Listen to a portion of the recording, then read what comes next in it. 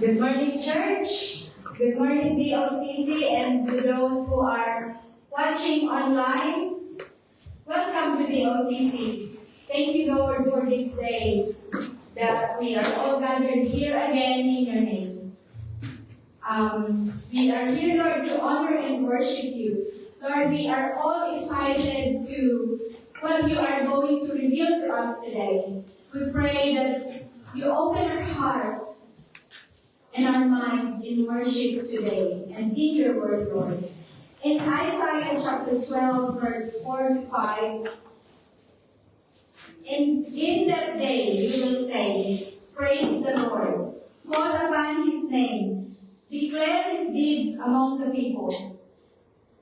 Make mention that his name is exalted. Sing to the Lord, for he has done excellent things. This is known in all the earth. Church, let us all sing, thank you, Lord. Yes.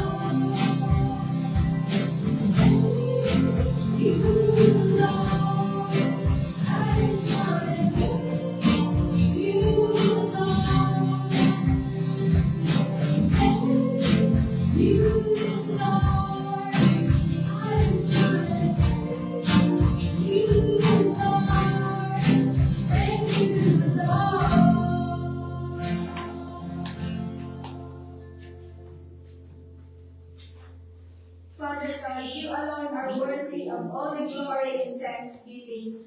Lord, help us to surrender our lives to you. Let our hearts not be troubled. Give us peace that only you can give. In Psalms chapter 19, verse 14, let the words of my mouth and the meditation of my heart be acceptable in your sight, O Lord, my strength and my Redeemer. Let us all sing, Lord, I give you my heart.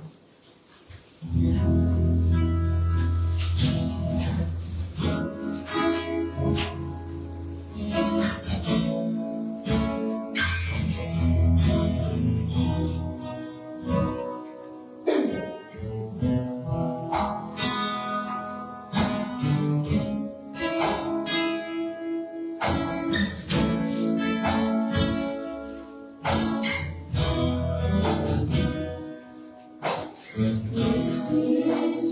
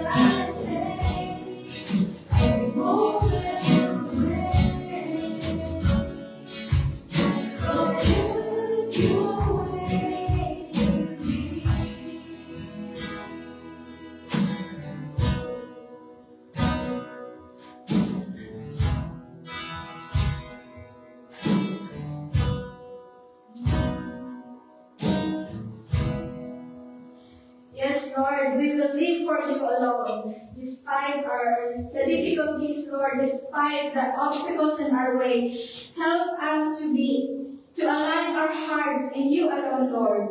Let us to your way. In John chapter 3, verse 31, he who comes from above is above all. He who is of the earth is earthly and speaks of the earth. He who comes from heaven is above all. Father, we thank you for sending Jesus Christ to us.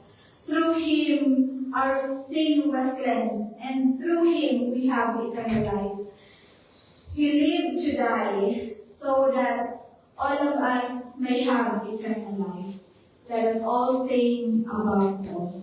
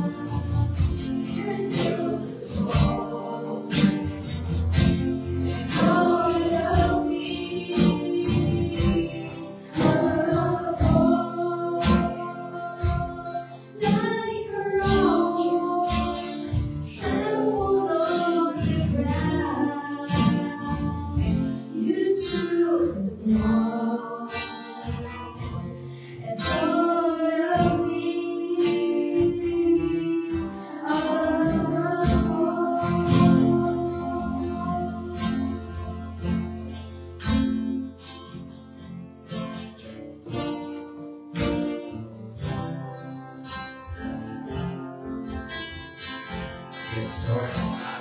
Tunay ako, Lord. Kaya pinamit namin ang pag-ibig sa iyo.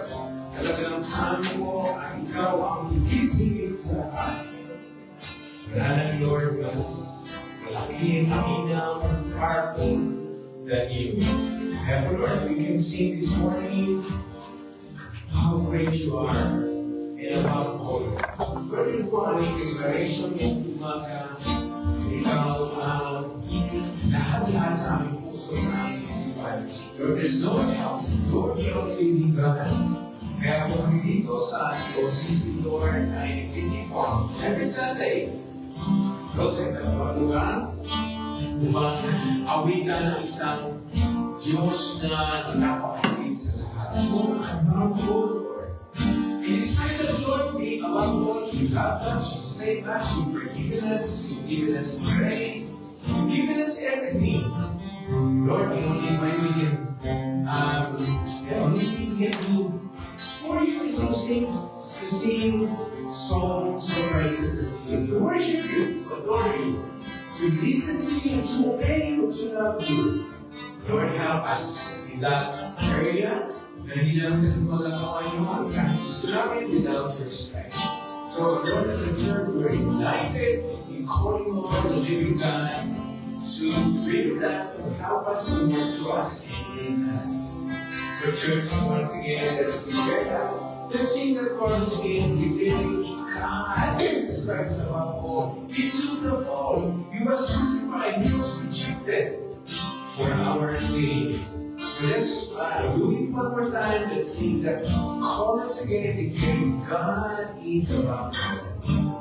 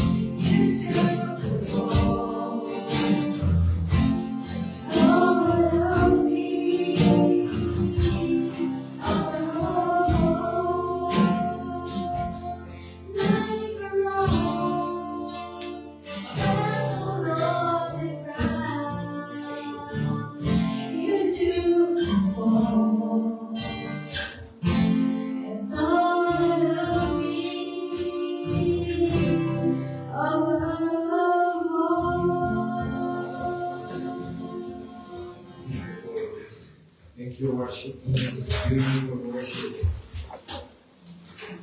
Thank you. Okay, so for Sunday, we have communion. So, kung ito talaga yung tayo napiling songs ngayon. Talagang na-awit yung lahat na nangyari kay Jesus, Jesus Christ, na nabuhay siya, dumating siya dito sa mundo, ikaw, you live para mamatay, dies. And he was rejected by everyone. He was alone. Even his disciples deserted him. And then, maganda yun, meron daw siyang bulaklak na inapak-apakan, parang nagkadurog-durog. Ganun nangyari sa katawan niya. He took the fall.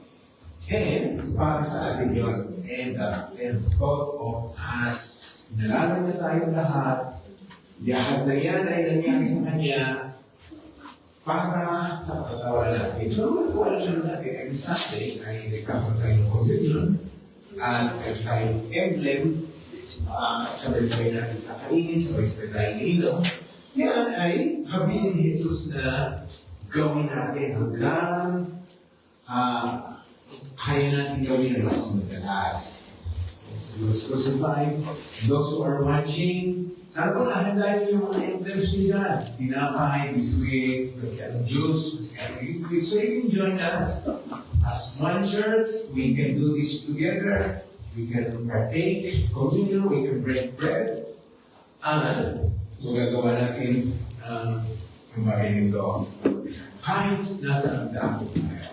Pero naman po ay ang pagkain ng ginapay na natin ang ating Panginoon.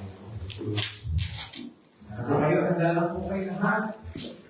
Dito ay Regina, ang mga emblems po. Those who are watching, those who have joined us, please po, sa klaseng ginapay, biskuit, join us. So, hawakin natin ang ginapay to remember Jesus Christ, to remember His broken body. And that's what He wanted us to do over and over again. So as we partake, let's thank Him for all the forgiveness, the sins that we have committed, which He suffered for us. So as we partake this, let's thank God for the forgiveness of sin. Let's thank His death. His crucifixion on the cross as suffering. Let's do this together.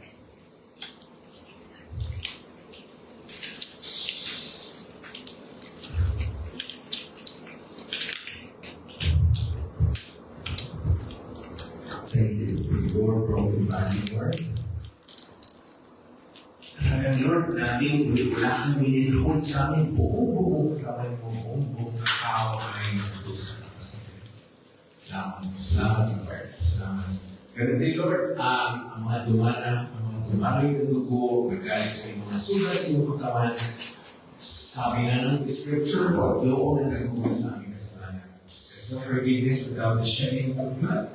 And the blood, Lord, talagang napaka-importante sa amin yan. Binibigyan namin ng kahulugan, binibigyan namin ng importansya. Even, Lord, lumahawak kami mga Diyos ngayon, representing your blood. We thank you, Lord, for your suffering, for your blood, para malinis kami sa aming kasalanan. Let's do this together. Let's partake.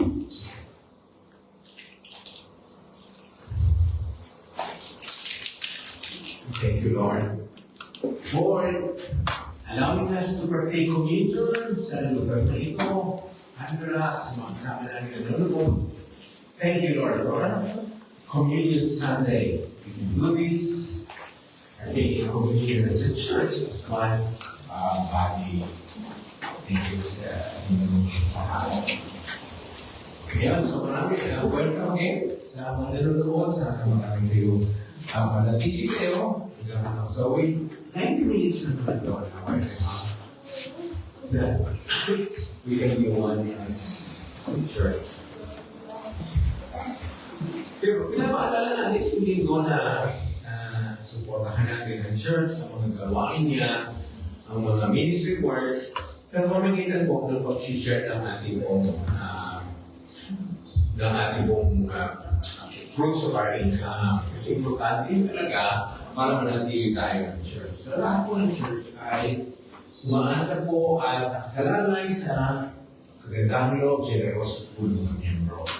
So yun, wala po tayong ibang pinagkukuhanan, kundi ang generous giving ng mga tao. So, ganoon din po sa mga nanonood, pinapaalala lang natin dito, ay ginapaalala na supportahan natin ang church financially, prayerfully, at lahat po ng maibigay natin tulong.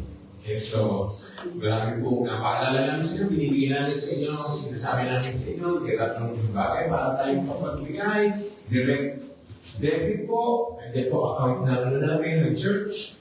Meron po tayo para automatic po yung yung pagbibigay nyo. And also meron tayong offering box sa likod. Pwede natin ibigay doon, ibigay natin doon. So meron din nga pala tayong mga prayer request forms doon at suggestions. So prayer request, may suggestion kayo, may tanong, may gusto kayo i-sabihin sa church. So gusto nyo mabigyan natin ang consideration, meron po tayong prayer suggestion forms. So thank you everyone. Maraming sa mga kasama natin ay wala ngayon, may mga sakit, Mayroong mga pinuntahan, may mga bagay na kailangan natin. Pag tayo nandito, ay masaya pa rin, di ba? Kasi importante sa atin ay ang presensya ng Panginoon. So, nag-worship tayo, meron tayong prayers, sharing the word, tapos may fellowship. Yun ang kailangan natin talaga. It's not the number, kundi yung willing hearts. Kaya ko kung tayo, let's do this. So, as a church, as a young church, nakikita natin yun. Sa umpisa natin ay maliit lamang. Pero lahat ng malaki, isa sa maliit. So let's continue to pray for the OCC na po tayo lalago. Magiging mas matatag tayo, mas marami tayong magiging magagawa sa Panginoon. So let's do this together. Let's always be united on Sunday morning. Yan po ang aming hinihiling. Sinasabi sa lahat, let's be united on Sunday morning. Kahit nasaan kayo, kung nasa city man ang service, kung nasa camera, we can still support that. Kahit physically wala tayo, by joining us online. Kaya yung technology natin, ay bibigyan tayo ng opportunity na mag-join sa worship service. Kaya po, ang DOCC ay linggo-linggo mayroong Sunday worship service. Being physically, pwede natin, or via online. So, linggo-linggo po, mayroong worship, prayers, and sharing of the word. So, we can do that together. 90 minutes. Kaya ako meron tayong introduce ngayon, 90 equals 1. Ibig sabihin, in 90 minutes, kasi an hour and a half lang naman tayo, we can become 1 from 10:30. So, yun po, bago natin sigaw na 90 equals 1. That means, an hour and a half, we can be 1. So, bigyan natin yun ng importansya naman sa linggo. Kasi nga, from 10:30 to 12, doon tayo magkakaroon ng pagkakasa. So, yan ang issue na show that. Kasi nga po, ang church ko ay lalago kung kaya internally we are one. Tayo nagsasama-sama, magkakaisa tayo sa panalangin, sa prayer, sa worship. Kailangan yun, we are one, and then we can invite more people. Kasi paano tayo makakapag-invita ng iba? Kung tayo ay hindi pa malakas, hindi pa tayo united as one. So we can do that. Natin isipilate pa. Pagpisahan natin ngayon. On Sunday morning, together from 10:30, 90 equals 1. Okay? So tumayo po tayo lahat ngayon. Let's greet one another. Kahit po kayo nandyan, we greet you. We say good morning. Thank you for joining us.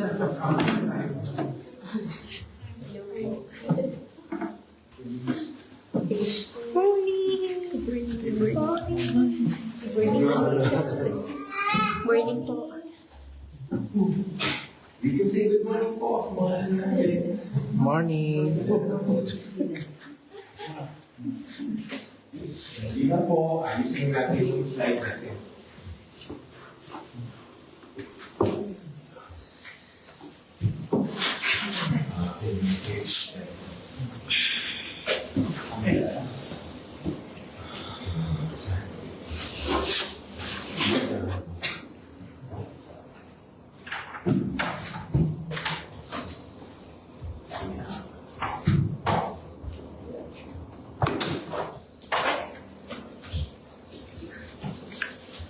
Ngayon po, tutuloy natin ang ating series of preachings doon sa book of 1st and 2nd Peter.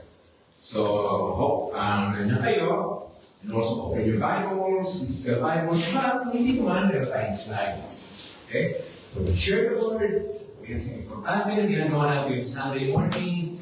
Pag-aralan natin ang kanyang salita. Kasi hindi tayo kumukuha ng kalakasan, guidance. Okay, so, ang ating scripture ngayon ay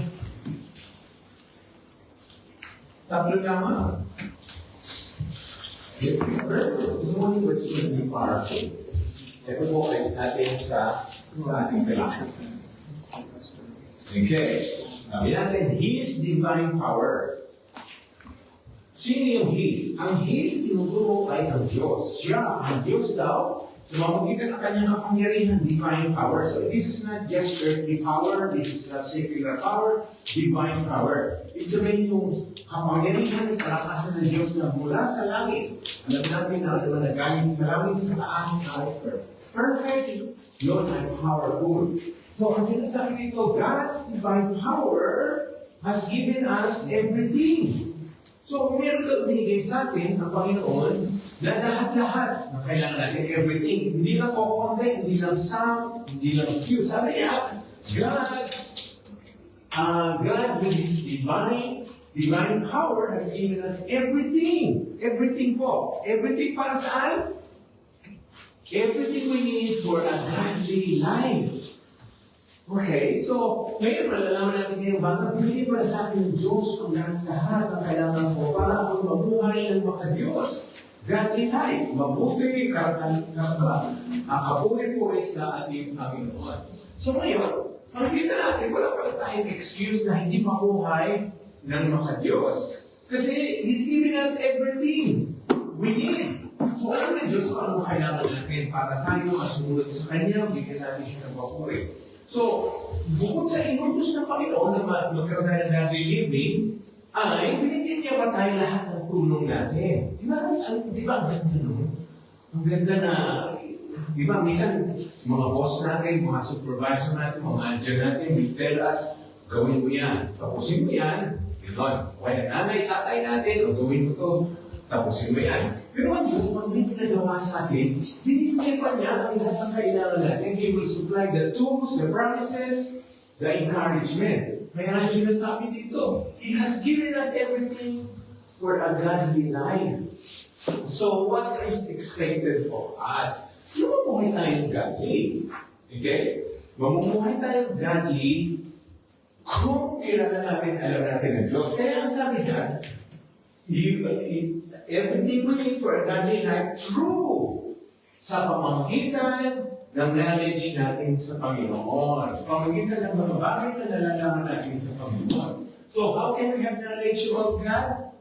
Through reading of the Scripture. Doon lang naman natin malalaman kung sino ang Diyos, ano siya, ano ang gusto niya para sa atin. So, ibigay ng Diyos sa pamamagitan ng kanyang kapangyarihan, ang lahat ng ating kailangan para tayo mamuhay ng maka-Diyos, godly life, sa pamamagitan ng pagkakakilala natin sa Kanya, malaman natin sa Kanya. Okay? So, ang ganda, no? Sa verse pa lang, pero ang linaw ng sinasabi at malalim. Okay? Ngayon, ito po gusto ko malaman ng buong lahat ng miyembro ng DOCC at ating mga kapatid na nanonood sa atin. Importante po kasi itong sinasabing call. Lahat tayo ay tinawag ng Panginoon, pinili niya. Call. Bagamat nagkamay ng desisyon na tanggapin si Kristo, na siya ay gawin ng Lord and Savior, pero ginawa niya yun kasi tinulungan kayo. Tinulungan kayo at ako. Kasi on our own, hindi natin tanggapin piliin ng Diyos. Hindi natin siya pipiliin. Hindi tayo maniniwala kay Kristo. On our own. Kasi napakasalanan tayo, madumi isipan natin, magulo, ayaw natin ng Diyos, kalaban natin ng Diyos. Kaya ang ginagawa ng Diyos, tinulungan niya tayo magkaroon ng tamang desisyon. Ngayon malalaman natin, paano tayo tinulungan ng Diyos? Kasi call eh. Ibig sabihin, tinawag ka. Tinawag ka para maniwala at maging Kristiyano ka. Pinili ka, kasama yun sa call. Okay? Para mabigyan siya ng glory at matikman natin ang kanyang kabutihan. Yun.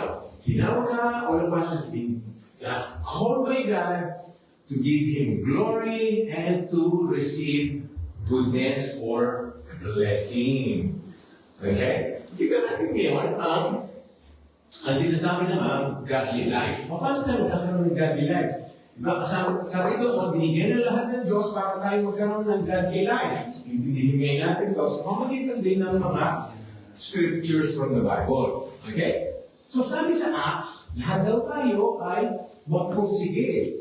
Strive always to keep my conscience clear before God and man. So ngayon, nakikita natin, para ikaw ay mamuhay ng maka-Diyos, kaya malinis ang konsyensya. Sabi na, keep my conscience clear. So nakita natin, importante po yung konsyensya, yung bumubulong sa loob natin before God and man. So for you to live a godly life, kailangan malinis ang konsyensya mo sa harap ng tao at sa Diyos. Kasi sabi niyan, keep my conscience clear before God and man. Ibig sabihin po noon, kailangan na wala tayong hidden sins, Wala tayong hindi na kukumpisa na kasalanan sa Diyos at kung may pagkakataon hindi na tawag sa kapwa natin. So, kasalanan sa Diyos, kasalanan sa kapwa natin, kailangan malinis ang konsensya natin sa pamamagitan ng pagwawasto, sa pamamagitan ng paghingi ng tawad, sa pamamagitan ng humility. Okay? So, that's one way to achieve a godly life. And, sabi naman sa Titus, and we are instructed to turn from godless living and sinful pleasures. So, tama na naman yun. Paano mamumuhay ng maka-Diyos kung hindi mo iniwan ng kasalanan? Kung hindi mo tinatalikuran ang lahat ng makamundong pleasures. Okay? So yun, turn from godless living. Yung mga pamumuhay na hindi ka puri-puri sa Diyos. Godless living. We should live in this evil world. Tayo ay mananatili nakatira sa mundo ito na napakasama. Totoo naman, evil world. With kailangan natin ang wisdom, righteousness, and devotion to God. Ano ang wisdom? Yung karunungan galing sa Diyos na tutulungan tayo na ating mga desisyon ay tama. Yung righteousness, yung kabutihan na galing sa Diyos. Ang nagbigay po sa atin ng righteousness si Jesus Christ. Kaya nga yung kabutihan, holiness ni Jesus Christ, ibinigay natin, isa sa benefits na tayo po ay naging Kristiyano. Bibigay sa atin ng Panginoon ni Jesus ang kanyang righteousness. On our own, wala tayong kabutihan. Kaya kailangan natin ang kabutihan ni Jesus Christ na isuot natin, pagharap natin sa Diyos, ay katanggap na tayo. And devotion to God. Kailangan siya lang ang ating pagsisilbihan, paniniwalaan, at number one sa atin. So yun ang godly living. Malinis na konsyensya, talikuran ng kasalanan, at mamuhay dito sa mundo ito, sa kabila ng kahirapan, ng karumihan, ng kasamaan, na ginagamit natin ng wisdom galing sa Diyos. Meron tayong righteousness galing kay Jesus Christ, at meron tayong devotion sa Panginoon. Devotion natin sa Panginoon ay nagdadasal tayo sa Kanya, tinatawag natin siya, sinasamba natin siya. Ayun ang mga bagay, ang mga ilan bang, meron bang imposible, meron bang mahirap, meron bang complex na hindi natin maiintindihan sa sinasabi, hindi man, diba? Simple lang. Simple lang, ang ating mo kailangan para magkaroon ng godly living. Kailangan lang natin ng determinasyon, disiplina. Okay? So, ang sinasabi ngayon, we are called. Maaaring nung una hindi natin maintindihan. Kaya naman ako, siguro pinasabi na natin, kaya naman ako naging Kristiyano because nag-desisyon ako. Natanggapin si Kristo. Tama naman yun, nag-desisyon ka. Pinili ko siya, naniwala sa Kanya. Pero kung sinabi ko kanina, kung hindi tayo tinulungan ng Diyos, hindi natin siya pipiliin. Kaya na tinawag pinili. So, mayroon mga hindi pinili, na yung mga naniniwala ka kay Kristo, dapat mo nalaman, tinawag ka ng Diyos, pinili ka ng Diyos na ikaw ay nagkaroon ng desisyon gano'n. So, lahat ng ginagawa natin sa buhay natin, tinutulungan tayo ng Diyos. Kaya tingnan natin ang sinasabing word, code. Sabi sa 1 Corinthians 1:9, God is faithful. Ayan God who has called you into fellowship with His Son, Jesus Christ, our Lord. Ayan, makikita nila. Kaya ikaw ay nakiisang kay Jesus Christ because God called you. Sa ating mga nanonood, sana nakikita niyo po itong slides. Tinawag ka ng Diyos para ikaw ay lumapit kay Kristo. Okay? Sabi sa Galatians, but when God who set me apart, set me apart. Ibig sabihin, pinili ka na, inalis ka niya, ginawa ka niyang special from my mother's womb. Ito ang nakakamangha. Hindi ka pa pinapanganak. Pero ikaw ay tinalaga ng Diyos, pinili ka na. Ayun sabi, di ba, yun po, Galatians, who set me apart from my mother's womb. Bago ka pa isilang, bago ka pa ma-produce, sa sinapupunan ng anak, alam na ng Diyos. Kasi nga Diyos siya, alam na niya sino mapanganak. Anong mangyayari, ilan magiging anak, alam mo na lahat yun. Kaya hindi ka ba nag-exist?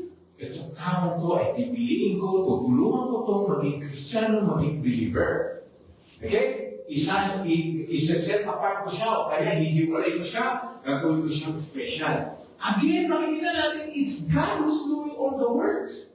Kaya nga, nung mga anak tayo, nung lumaki tayo, nagkaroon tayo ng responsible na tayo sa ating mga desisyon, tinulungan tayo ng Diyos.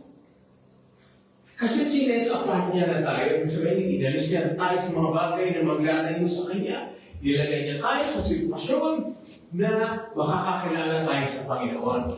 Again, yan po ang tinatawag na pinili, tinawag ng Diyos. Again, 2 Thessalonians naman. But we ought always to thank God for you, brothers and sisters, loved by the Lord. Okay? Ito pa, because God chose, ayan naman, pinili, tinawag, chose you as first fruits. Ibig sabihin, first fruits. Ang ibig sabihin po ng first fruits sa mga farmers, sa mga nagtatanim, yung pinakamagandang ani. Pinakamaganda ani. Hindi naman sa ibig sabihin yung unang-unang bunga. Yun ang ibig sabihin kasi ng first fruits, pinakamaganda, pinakamasarap, pinakamalaki, pinaka-nourishing. So ikaw ay pinakamaganda, pinakamainam sa lahat ng nilalang. Lahat ng nakikristo ay first fruit. Special ka, maganda ka. Okay? Kaya yun, pinili ka ng Diyos upang ikaw ay maligtas. To be saved through the sanctifying works of the Spirit. Kaya yan, nakikita natin ngayon, katulong pa rin natin ngayon ang Holy Spirit. Ang God the Father will choose us kung sinong lalapit kay Kristo, pinadala niya ang Holy Spirit para tayo ilinisin. Sanctifying work of the Spirit and true belief in the truth. Kaya na, siyempre, kung may Holy Spirit na tayo, mapipili na natin ang totoo. True belief in the truth. Ayan, tatlong verses, sinasabing tinawag ka, inulungan ka, pinili ka. Hindi ba tapos? Sabi pa, He has saved us, 2 Timothy 1:9, and called us to a holy life. Tinawag ka para mamuhay ka, ikaw at ako, para mamuhay tayo banal. Ibig sabihin, malayo sa kasalanan. Not because of anything we have done. Ayan, ang linaw na. Wala kang ginawa. Wala kang na-achieve. Wala kang gift. Wala kang talents na tumulong sa'yo para ikaw ay masave. Ang Diyos lamang ang nasave sa'yo. Nag-save sa'yo. Hindi dahil ikaw ay babae, hindi dahil ikaw ay lalaki, hindi dahil ikaw ay Pilipino, hindi dahil ikaw ay edukada. Not because of anything, walang naging factor sa'yo para pinili ka rin. Para pinili ka lang. Pinili ka lang. So everyone can be chosen by God, regardless ng citizenship ng gender. Okay? Bakit niya tayo pinili? Sabi, because of His own purpose and grace.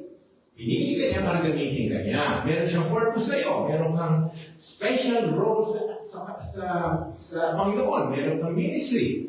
This grace was given us in Christ Jesus before the beginning of time. Again, beginning of time. Bago tayo pinanganak. Bago pa nilalang ang mundong ito.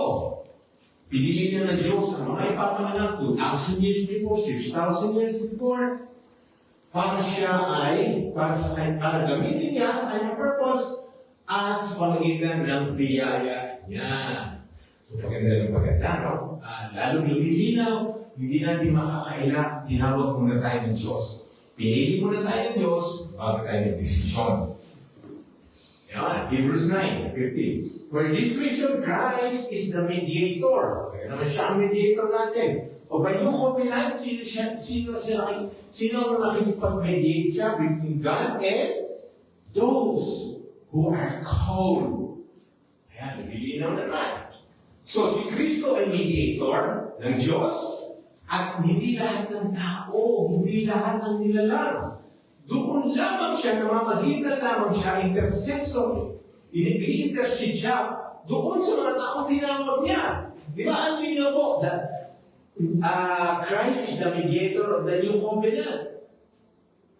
That those who are called may receive the promised eternal inheritance. Yung buhay na walang hanggan. Kaya nga, yung mga called lamang, ikaw at ako, ang magkakaroon ng buhay na walang hanggan sa presensya ng Panginoon. Again, called. Called, tinawag ng Diyos. So, pinili na ng Diyos kung sino ang mabubuhay na kasama niya. Hebrews 9:15, 1 Peter 2:9. Ito po, ang natin, bagong kategory. Ikaw at ako, bagamat wala tayong royalty, hindi tayo famous, kayo po at ako ay chosen people. Ayan, lumalabas na naman po, called or chosen. Pinili. Called or chosen people. Royal priesthood. Royal, ibig sabihin, napakataas at laking katangalan na tayo ay royal priesthood, holy nation. So, holy nation tayo lahat. Kasi magkakasama tayo, we are called nation chosen by God. So, hindi lamang yung mga Hudyo noon, ngayon kasama na tayo. Ikaw at ako, chosen people, royal priesthood, holy nation, God's special possession. Ang daming description lumalabas ngayon sa pamamagitan ng salita ng Panginoon. Di ba? Ang dami na natin category. That you may declare the praises of Him who called you. Again. Who called you out of darkness in His wonderful light. Again, kaya nga nagpupuri sa Panginoon, mag-worship ka sa Kanya, ang ginawa natin, ang worship team, at tayo din, kasi pinili ka ng Diyos na i-worship mo siya. He called you. Ayan, ang linaw nila po. Who called you out of darkness into His wonderful light. Para ikaw ay makapagbigay ng papuri sa Kanya. So yun ang magiging response ng lahat ng ginawa. Purihin ng Panginoon kasi salamatan siya. Sabi na po, ganyan ang sinasabing, binigay sa atin ng Panginoon ang lahat ng ating kailangan para tayo mamuhay ng tama kasi tinawag tayo. Call. Ngayon, siguro, kung ngayon lang naging malinaw yan ang totoo po. Tinawag ka. So, walang naging Kristiyano na hindi tinawag ng Diyos. Walang naging believer na hindi mo na siya tinulungan ng Diyos. At malalaman natin paano tinulungan tayo ng Diyos. Malalaman natin mamaya. Okay? So, paano ngayon yung knowing God? Kasi ang sabi din sa scripture natin kanina ay yung true our knowledge of Him. Kailangan knowledge tayo sa Panginoon.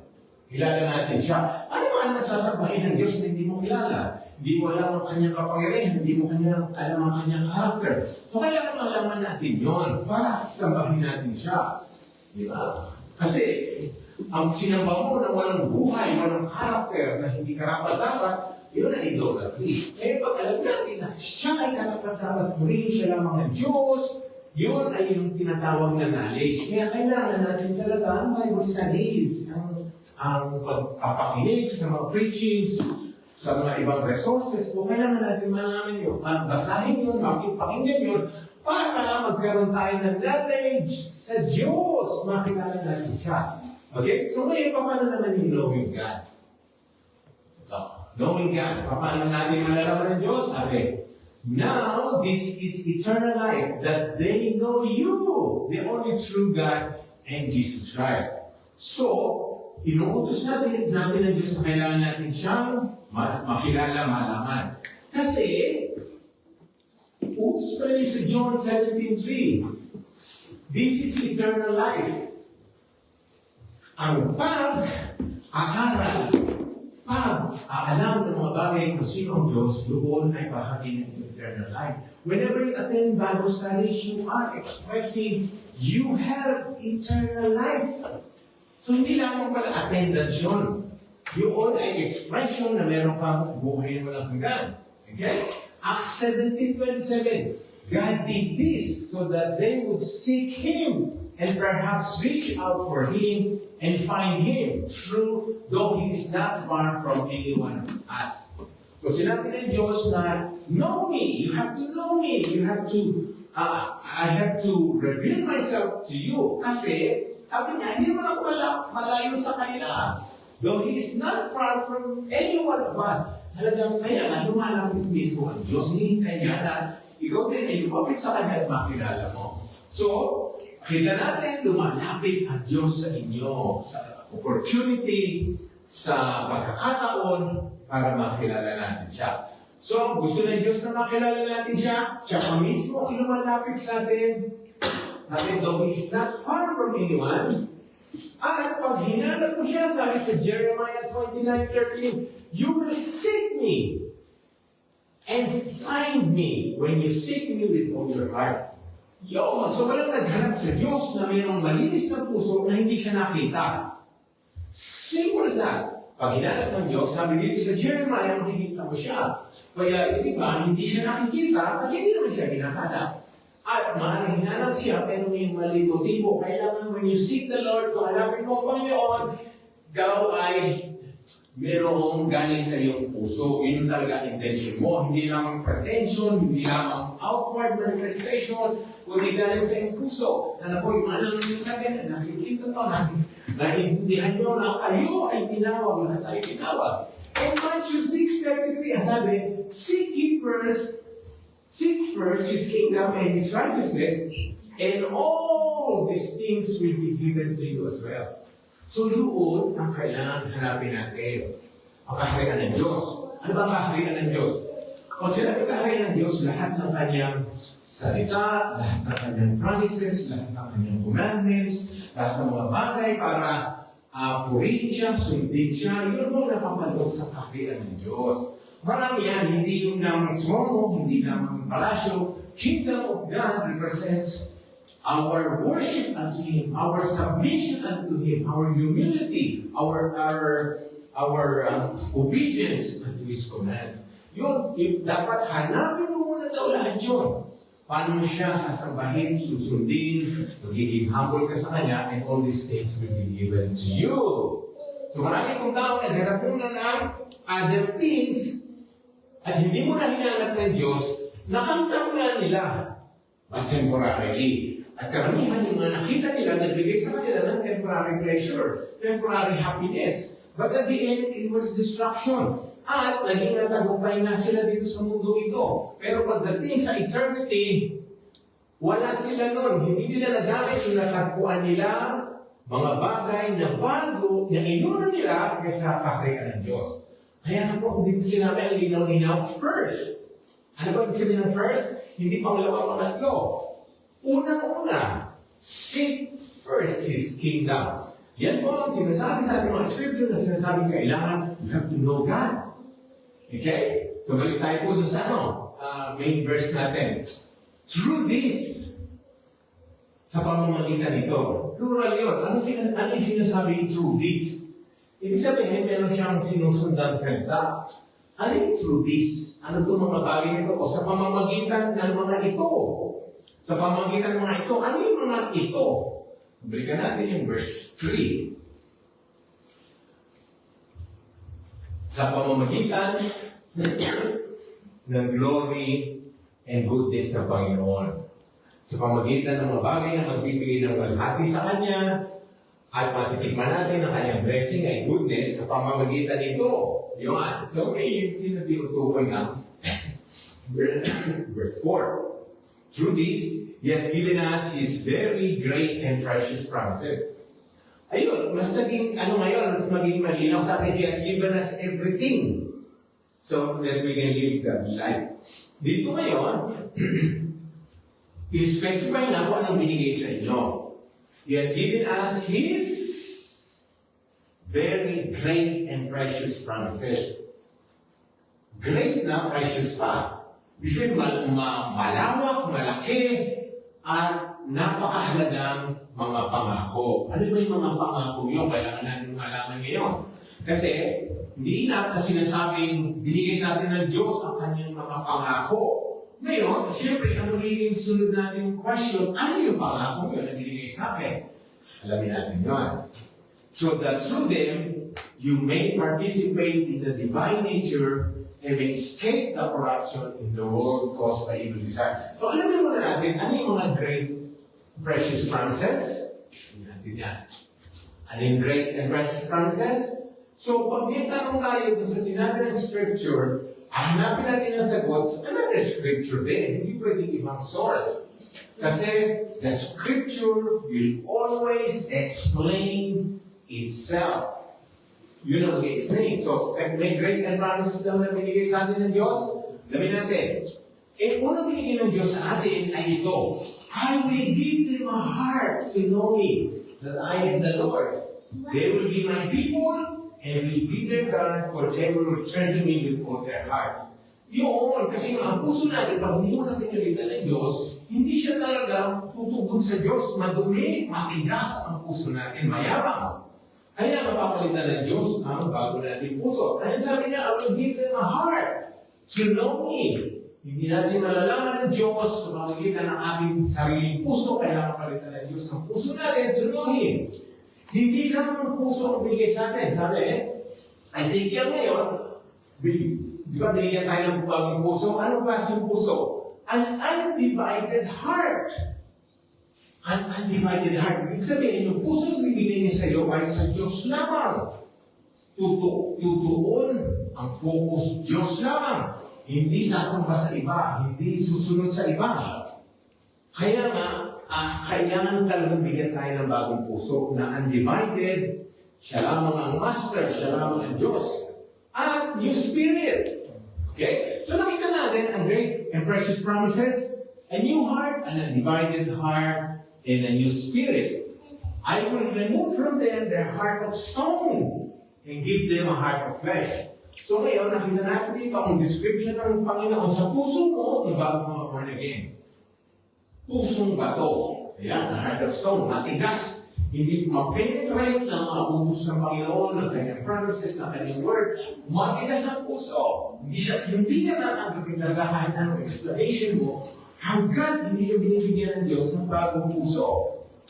Kaya napapalitan niya, heart of stone, and give them a heart of flesh.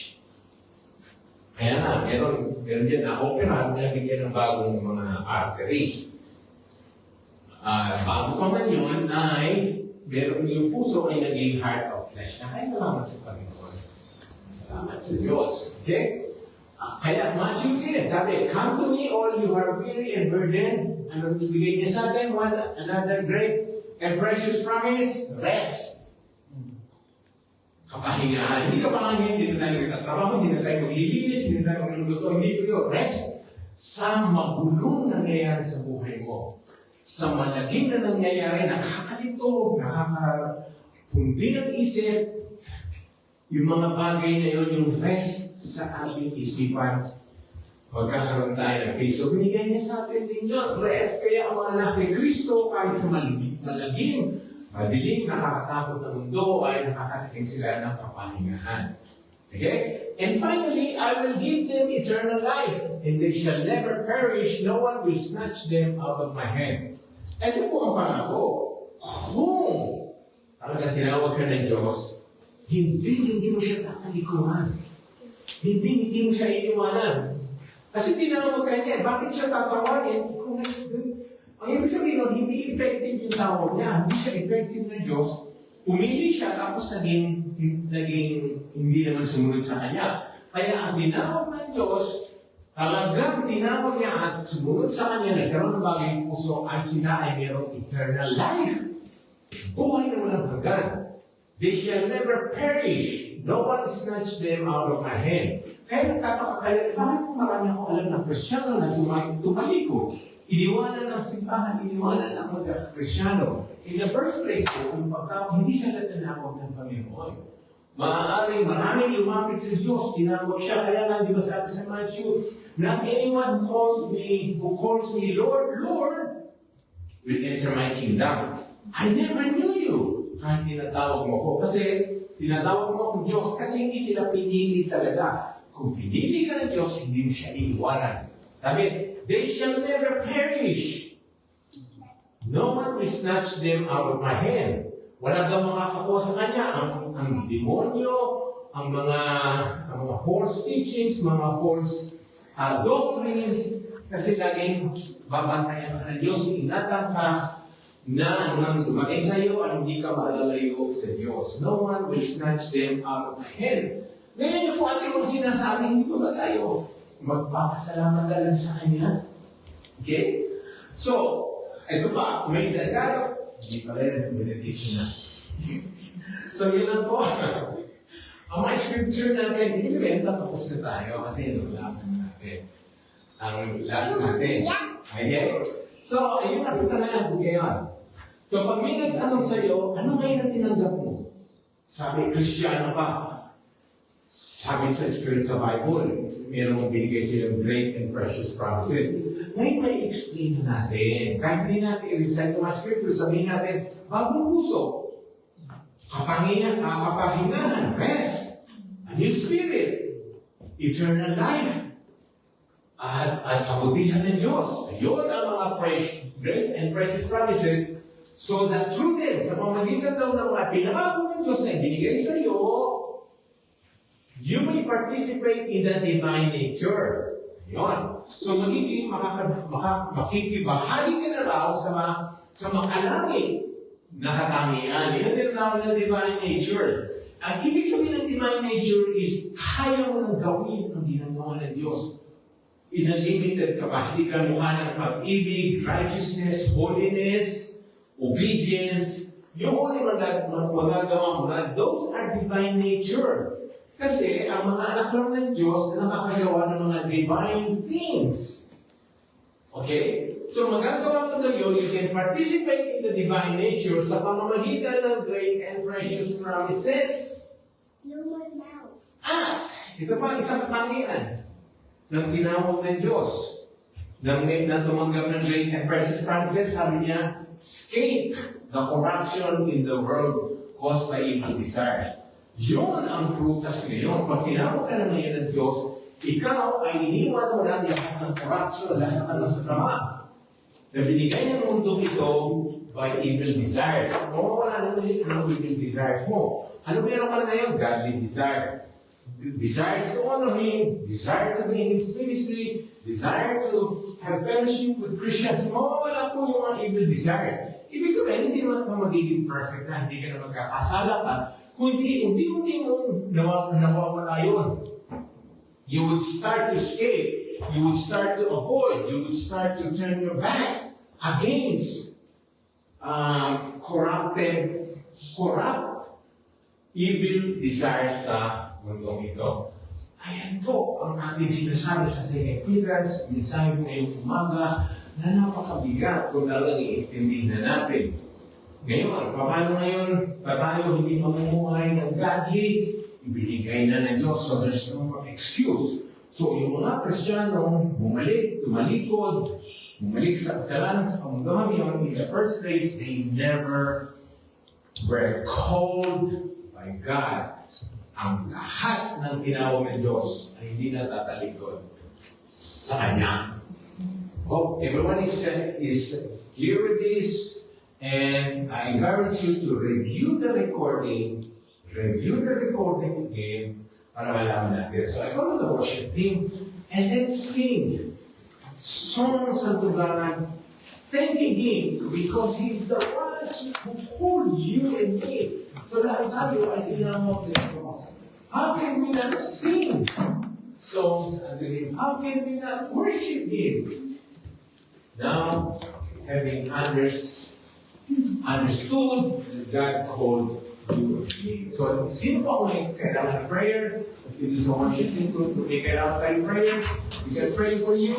Those who are watching, if you need prayer, let us know in comments. Kahit kung matapos tayo mamaya, ay pwede pa rin natin ipagdasal. So let us know if you need prayers. Lahat po nang nanonood. But those who are here, if you need prayers, ngayon nalaman mo nang tinawag pala ako ng Diyos at hindi ko naiintindihan ngayon. Noon, ngayon naiintindihan ko na, kaya salamat. Ibibigay ko na ang buhay ko sa Panginoon, knowing that I am called by God and I got great and precious promises. So let's see if you need prayers. Let us know. Or kung anumang prayer needs meron kayo ay hindi po related sa ating po pinag-aralan ngayon, we can still pray to God. Anyone who needs prayer while the worship team is singing the song, let us know.